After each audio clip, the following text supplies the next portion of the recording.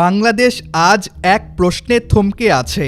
বেগম খালেদা জিয়া কি সত্যিই বেঁচে আছেন, নাকি দুদিন আগেই তিনি দুনিয়া ছেড়ে চলে গেছেন?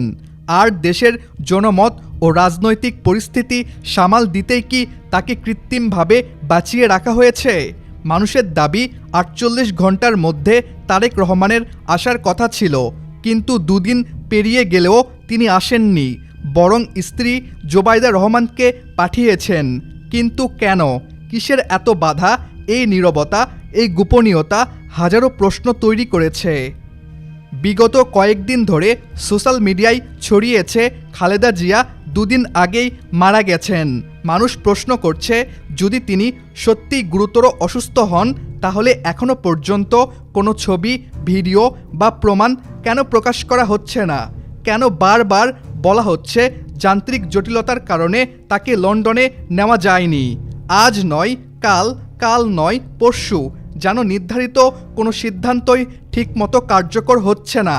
অনেকের দাবি, তারেক রহমান লন্ডন থেকে ঢাকায় আসতে না পারায় এবার ঢাকা থেকেই মাকে লন্ডনে নেওয়ার চেষ্টা চলছে, শুধু এই কারণে যেন কেউ বলতে না পারে মায়ের শেষ সময়ে ছেলেও পাশে ছিল না।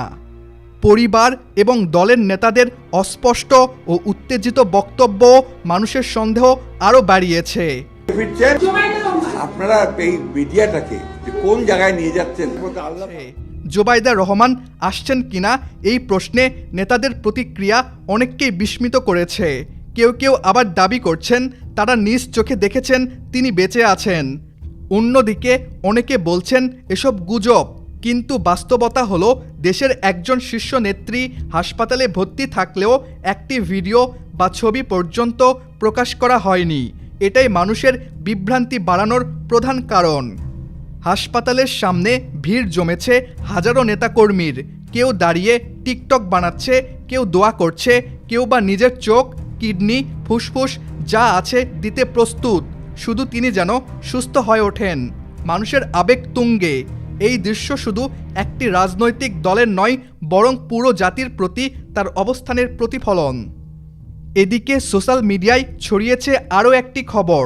হাসপাতালের সামনে এসএসএফ মোতায়েন রয়েছে মৃতদেহ নিরাপদে বের করে আনার প্রস্তুতি হিসেবে। এটি সন্দেহ আরও ঘন করেছে। যদি তিনি সত্যিই গুরুতর অসুস্থ হন, তাহলে ছবির অভাব, ফ্লাইট ক্যান্সেল, এসএসএফ সব মিলিয়ে মনে হচ্ছে ঘটনার ভেতরে আরও কোনো ঘটনা লুকিয়ে আছে।